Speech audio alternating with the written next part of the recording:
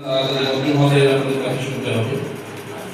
মাঝে উপস্থিত আছেন গণপ্রজাতন্ত্রী বাংলাদেশ সরকারের মুক্তিযুদ্ধ মন্ত্রণালয়ের মাননীয় মন্ত্রী বীর মুক্তিযোদ্ধা কাকা মুজাম্মেল হক এমপি এবং উপস্থিত আছেন অত্র উপজেলা চেয়ারম্যান, অত্র প্রজেক্টের পিডি সহ ওনার সহসঙ্গী সরকারি কর্মকর্তাবৃন্দ,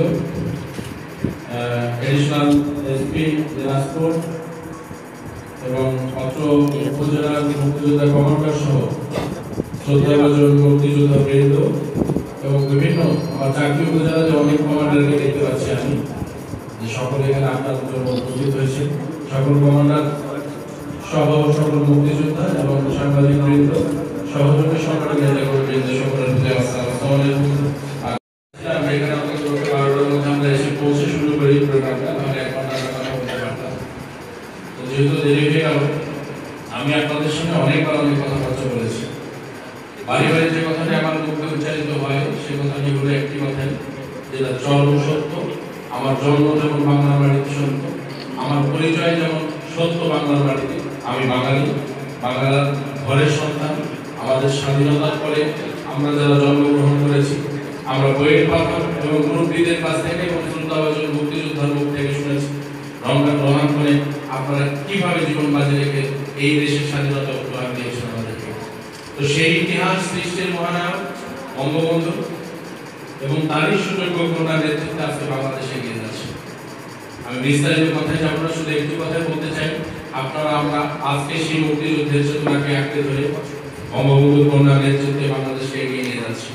তারই ফলস্বরূপ আজকে মুক্তিযোদ্ধাদের সম্মানী ভাতা থেকে শুরু করে 30 ভাগ কোটা এবং দাবি দেওয়া সম্পর্কে বিস্তারিত আলোচনা আজকে মাননীয় প্রধান অতিথি বলবেন আমাদেরকে।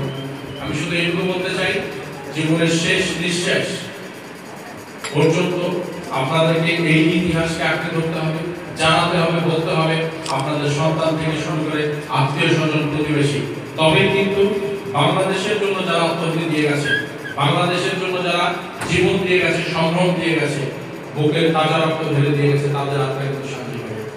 নইলে এই বাংলাদেশকে যারা নিজের পেটের পূজা করার জন্য, নিজের ভোগবিলাসের জন্য যারা বারংবার ক্ষমতা এসেছিল বঙ্গবন্ধুকে হত্যার পর, তাহলে যদি তাদের হাতে আবার ক্ষমতা চলে যায়, তাহলে আবারও সেই পশ্চাৎপদ বাংলাদেশ, সেই দৈন্যদশার বাংলাদেশে আমরা আবারও পতিত হব। আমরা ফিরে যেতে চাই না। আজকের প্রধানমন্ত্রী মাননীয় প্রধানমন্ত্রী জননেত্রী শেখ হাসিনা ইতিমধ্যেই এই উপজেলাটিকে শতভাগ বিদ্যুতায়ন করেছেন এবং সেটা আজকে থেকে আরো 6 মাস আগে হয়েছে।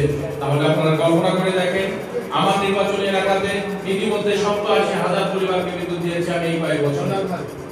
আমার এলাকায় যদি 87,000 পরিবার বিদ্যুৎ পেয়ে থাকে, তাহলে সারা বাংলাদেশে কত লক্ষ পরিবার বিদ্যুৎ পেয়েছে, যেটা বিরল বাংলার ইতিহাসে আর কোন সরকার প্রথম সাহস করে নেই। এই ধরনের অসংখ্য উন্নয়নের চিত্র আমাদের প্রধানমন্ত্রীর মুখ থেকে আমরা শুনবো। শুধু এইটুকু বলতে চাই যে চেতনা, বিশ্বাস এবং স্বপ্ন নিয়ে মুক্তিযোদ্ধারা যুদ্ধ করেছিলেন, আমরা সেই ইতিহাস থেকে যেন পিছনে চলে না যাই, সেই ইতিহাসকে যেন আমরা ভুলে না যাই, সেই ইতিহাসকে আঁকড়ে ধরে আমরা এগোতে চাই, এগিয়ে যাবো ইনশাআল্লাহ। জননেত্রী শেখ হাসিনার সকল পদক্ষেপে অংশগ্রহণ করে এইভাবেই কাঁধে কাঁধ মিলিয়ে আমরা এক হয়ে ইনশাআল্লাহ বাংলাদেশকে এগিয়ে নিয়ে যাবো। প্রধান অতিথি অনেক ব্যস্ততা থাকার পরেও আজকে হাকিমপুরের মতো একটি ছোট্ট উপজেলাতে উনি এসে আপনাদের সঙ্গে দুটি কথা বলে আপনাদের এই কমপ্লেক্সে উদ্বোধন করে দিচ্ছেন, ঘোরাঘাট করলেন, এখানে করছেন। আমি দাবি রাখছি আরো 2টি উপজেলা আমাদের মুক্তিযোদ্ধা কমপ্লেক্স ভবন হচ্ছে, সেগুলোতে যেন উনি আসেন। তাহলে আপনারা বীর মুক্তিযোদ্ধাদের যে কথা আবেদন, মন্ত্রণালয়ের গেট বেরোতে অনেকের অনেক কষ্ট হয়, দিনের পর দিন গেট কিন্তু তারা পান না, হয়তো মন্ত্রণালয়ের গেটটাই পার হতে পারেন না, কিন্তু আপনাকে কাছে পেয়ে তারা কিন্তু আবেগ আগ্রহ তাদের দাবি দেওয়ার যে কথাগুলো বলেছে আমি শুনেছি আপনার বক্তব্য, ইতিমধ্যে সে বিষয়ে সরকার প্রধান এবং আপনি অনেক কিছুই বাস্তবায়ন করে যাচ্ছেন এবং চেষ্টা করছেন। তা আপনার উত্তরোত্তর উন্নতি এবং পরিশেষে মাননীয় প্রধানমন্ত্রীর জন্য সকলের কাছে দোয়া চেয়ে আমি আমার বক্তব্য এখানে শেষ করছি। জয় বাংলা, জয় বঙ্গবন্ধু। ধন্যবাদ সবাইকে।